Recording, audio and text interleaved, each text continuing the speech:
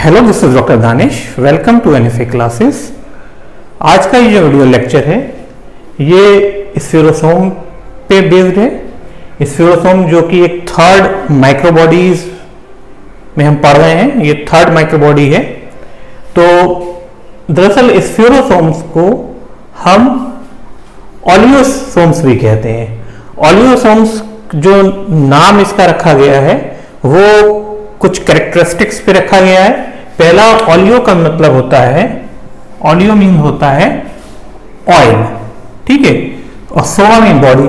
So those bodies who contain oil are known as oleosomes, ठीक है। दूसरा, ओलियोसोम नाम देने की एक वजह, ओलियोसोम नाम देने की एक वजह यह है कि इसकी जो मेम्ब्रेन होती है, यानी कि ये जो वेसिकल लाइक सेक लाइक स्ट्रक्चर्स हैं, स्मॉल स्ट्रक्चर्स होते हैं, इनकी जो मेम्ब्रेन होती है इसमें एक प्रोटीन ओलियोसिन, एक प्रोटीन पाया जाता है।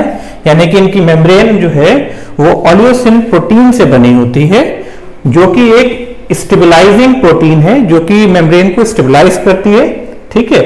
और दरअसल ये जो इनका स्ट्रक्चर कैसा होता है, पहले थोड़ा स्ट्रक्चर के बारे में बता देते हैं। These are small spherical vesicles, ठीक है, जिनका डायमीटर 0.2 से लेके 0.8 माइक्रोन होता है।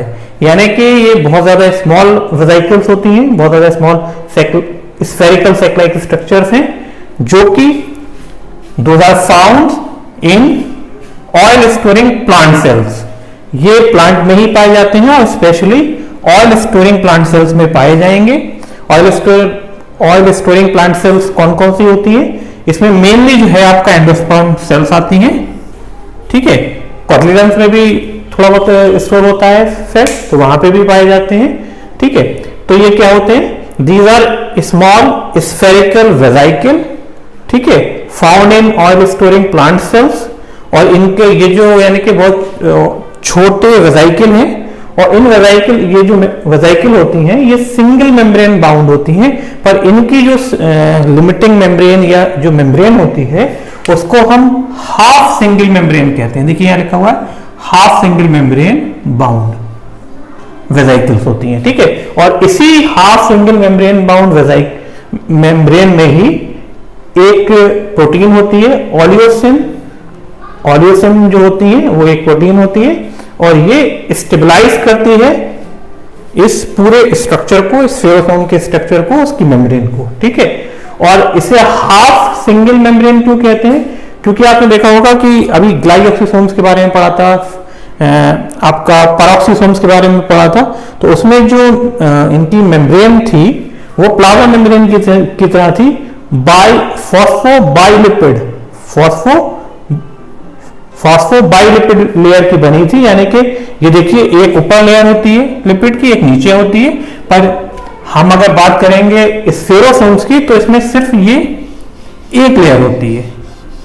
यानी कि ग्लाइऑक्सिसोम में दोनों लेयर होती, फॉस्फोलिपिड बाइलेयर होते हैं, ठीक है। इसमें दो लेयर होती है फॉस्फोलिपिड की, एक ऊपर एक नीचे फॉस्फोलिपिड होता है, जिसका हेड जो होता है वो एक्सटीरियर की तरफ होता है दोनों, और टेल जो होती है वो अंदर होती है। आपको मालूम होगा टेल जो है ये आपकी हाइड्रोफोबिक होती है और इनका जो हेड होता है वो हाइड्रोफिलिक होता है। यानी कि हाइड्रोफिलिक एंड जो है दोनों एक्सटीरियर पे रहेगा।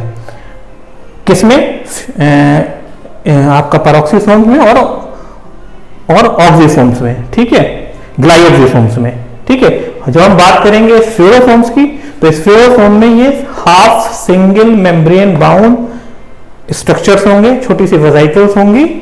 क्यों होंगी? क्योंकि ये फॉस्फोलिपिड मोनोलेयर की बनी होगी। यानी कि इसकी जो स्फीरोसोम की जो मेम्ब्रेन है वो कुछ इस तरह से दिखेगी, यानी कि सिर्फ एक लेयर होगी फॉस्फोलिपिड की, ठीक है, जिसमें आपका जो हेड है, हाइड्रोफोबिक हेड जो होगा वो एक्सटीरियर की तरफ, बाहर की तरफ होगा, जो सेल के साइटोप्लाज्म की तरफ होगा। और जो इंटीरियर, जो आपकी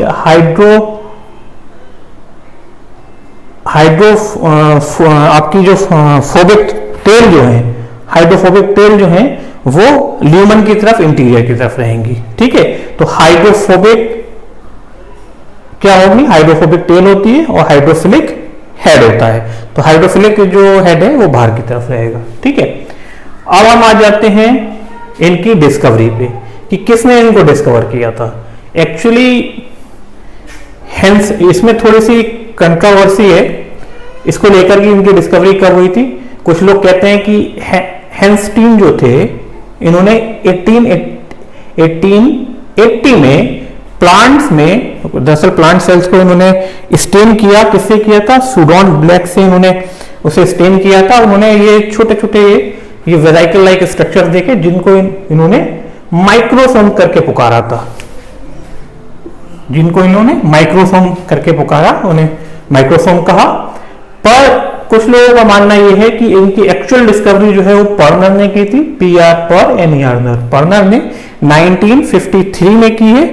तो ये कंट्रोवर्सी है कि कुछ लोग इसे हेंस्टीन मानते हैं, तो आपका डिपेंड करता है कि क्वेश्चन में अगर डिस्कवरर का नाम हेंस्टीन दे रखा है तो आप हेंस्टीन पे टिक करेंगे, पर्नर नहीं है। और कहीं पे अगर पर्नर है तो पर्नर को टिक कर सकते हैं वहां पे, क्योंकि दोनों ही डिस्कवरर माने जाते हैं इसके। कुछ लोग हेंस्टीन को मानते हैं, कुछ लोग पर्नर को मानते हैं, पर क्वेश्चन में यह जरूर है कि कोई एक ही नाम दिया होगा, दोनों नहीं दिए होंगे। ठीक है, तो हेंस्टीन ने इनको माइक्रोसोम्स कहा था क्योंकि बहुत छोटी बॉडीज थी, बहुत बड़ा स्मॉल बॉडीज थी। ठीक है, फिर डेनगार्ड ने 1919 में एक टर्म कॉइन किया जो कि स्फेरोसोम था। तो स्फेरोसोम जो आज हम इसे पुकारते हैं, ये नाम दिया था डेनगार्ड ने। ठीक है, तो ये नाम दिया गया था डेनगार्ड के द्वारा। अब हम आ जाते हैं इसकी ओरिजिन कहां से हुई है। तो इसकी ओरिजिन दरअसल आपको हमने ग्लाइऑक्सिसोम के बारे में जब बताया था, तो ग्लाइऑक्सिसोम की जो ओरिजिन थी वो एंडोप्लाज्मिक रेटिकुलम से हो रही थी। ठीक है, पर इनकी जो डिस्कवरी, इनकी जो ओरिजिन हो रही है वो भी एंडोप्लाज्मिक रेटिकुलम से हो रही है, और वो कौन सी है? स्मूथ एंडोप्लाज्मिक रेटिकुलम है। ठीक है, तो स्मूथ एंडोप्लाज्मिक रेटिकुलम से बाय बडिंग प्रोसेस से ये बर्ड की तरह वेसिकल निकलती है छोटी सी, और ये बाद में पूरा उससे डिटैच हो जाती है स्मूथ एंडोप्लाज्मिक रेटिकुलम से। ठीक है, actually they were considered as plant lysosomes. सबसे पहले इनको प्लांट लाइसोसोम कंसीडर किया जाता था। क्यों किया जाता था? क्योंकि इसमें भी हाइड्रोलिटिक एंजाइम्स होते हैं। हाइड्रोलिटिक एंजाइम आपने कहां सुने, ये नाम कहां सुना था? ये जो हम आपको लाइसोसोम बता रहे थे, तो लाइसोसोम की जो अंदर वैक्यूल होती है, जो अंदर का जो ल्यूमन होती है, उसके अंदर बहुत सारे हाइड्रोलिटिक एंजाइम्स होते हैं।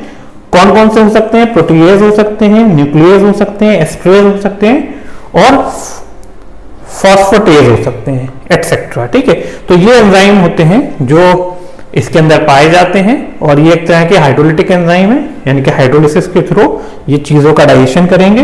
फिर अब इसके फंक्शन पे आ जाते हैं। फंक्शन क्या होता है? दरअसल स्फेरोसोम्स का जो फंक्शन होता है, क्योंकि ये प्लांट सेल में ही पाए जाते हैं, तो ये स्पेशली प्लांट में भी कहां पाए जाते हैं? ऑयल स्टोरिंग जो सेल्स होती हैं, ऑयल स्टोरिंग प्लांट सेल्स जो है वहां पे पाए गए थे ये। ठीक है, तो इनका काम जो होता है to synthesize and store lipids.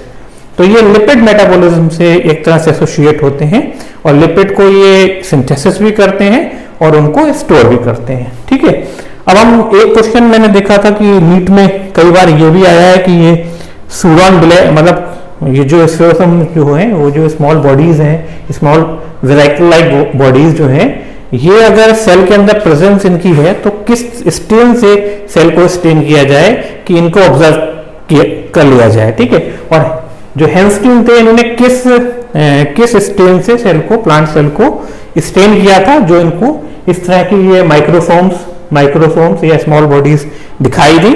तो इन्होंने सूडॉन ब्लैक से किया था। सूडॉन ब्लैक जो है स्टेन जो है वो यूज होता है इस प्लांट सेल को स्टेन करने के लिए, ताकि हम स्फेरोसोम को देख पाए। यानी कि स्फेरोसोम को स्टेन कौन करता है? सूडॉन ब्लैक। और इसके साथ साथ ऑस्मियम टेट्राऑक्साइड, ये दूसरा स्टेन है जिसको हम यूज कर सकते हैं स्फेरोसोम्स को स्टेन करने में। स्फेरोसोम को स्टेन करने के लिए हमें क्या करना पड़ेगा? प्लांट के कुछ टिश्यूज को या प्लांट सेल्स को हमें इन पर्टिकुलर स्टेन के साथ स्टेन करना पड़ेगा। ठीक है, अब हम लास्ट में एक छोटा सा आ जाते हैं, क्योंकि आपको मालूम है कि ये पाए कहां जा रहे हैं? स्फेरोसोम पाए जा रहे हैं जहां पे ऑयल स्टोरिंग सेल्स होती हैं उनमें पाए जा रहे हैं, और ये ऑयल लिपिड की मेटाबॉलिज्म से ही एसोसिएटेड हैं। तो इसलिए इनकी जो कंपोजिशन होती है, क्योंकि लिपिड बहुत ज्यादा लिपिड्स कोई स्टोर कर रहे हैं, लिपिड कोई सिंथेसाइज कर रहे हैं, तो इनकी जो कंपोजिशन होती है इसमें 98% तक लिपिड्स होते हैं। यानी इनकी मेम्ब्रेन में भी आपने देखा मोनोलेयर होती है, फॉस्फोलिपिड मोनोलेयर, ठीक है। इसके अंदर जो एंजाइम्स होते हैं उसमें भी लिपिड का पोर्शन ज्यादा होगा, मैट्रिक्स में भी लिपिड का पोर्शन ज्यादा होगा, और सिर्फ 2% प्रोटीन होती है, जिसमें से एक ये ऑलियोसिन्स प्रोटीन जो है वो भी शामिल है, जो इनकी सेल मेम्ब्रेन को, जो इनकी सेल मैंने गलत कर दिया, जो उनके ऑर्गेनल मेम्ब्रेन को, जो ऑर्गेनल है स्फेरोसोम, उनके जो मेम्ब्रेन है, जो मोनोलेयर है, उसको स्टेबलाइज करती है, ठीक है। क्योंकि ये मोनोलेयर है तो एक ऐसी प्रोटीन भी होना चाहिए थी जो इसको स्टेबलाइज करे, क्योंकि मोनोलेयर स्ट्रक्चर जो है वो ज्यादा स्टेबल नहीं होगा, तो इन्हें स्टेबलाइज करने के लिए कौन सी प्रोटीन पाई जाएगी? ऑलिगोसेंस, ठीक है। तो आज के इस वीडियो लेक्चर में सिर्फ यही रहेगा।